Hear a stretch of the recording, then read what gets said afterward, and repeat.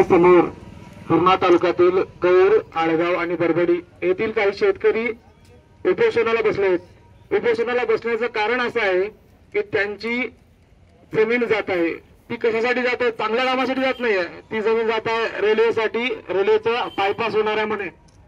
जे पूर्णा 20-50 वर्षापूर्वी पूर्णेचं वैभव होतं, जी म्हणायचे आम्ही रेल्वे म्हणजे पूर्णा, जे नांदेडपेक्षाही रेल्वेचं विभाग पूर्णेला मोठं होतं, डीआरएम ऑफिस पूर्णेला होतं, ते नांदेडला हलवलं।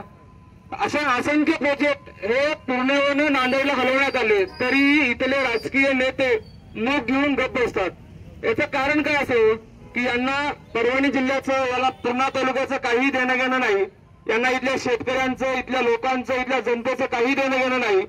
आता राहिलं सोडलं जराशी काय शेतकऱ्यांच्या हिश्श्याला जमीन होती, ती जमीन रेल्वेच्या अधिगत्याखाली द्यायची आहे त्यांना। पहिली जमीन समृद्धीला गेली, आता शक्तीपीठाला चालली आहे, आता राहिली थोडी ती रेल्वे देणार आहे।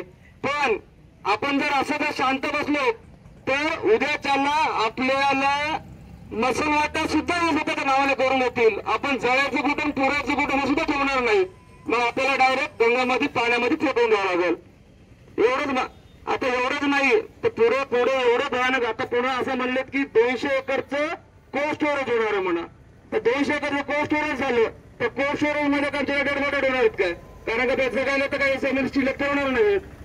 पण आमचा आणि माझ्या गावकऱ्याच्या सर्व शेतकरी बांधवांना मी एवढं सांगतो की आपण एकजुटीने लढू, ताकदीने लढू, आणि तोपर्यंत लढू जोपर्यंत आपल्याला आपल्या जमिनीवरती आपल्याला न्याय भेटणार नाही। एवढंच बोलतो मी, माझे 2 शब्द संपवतो।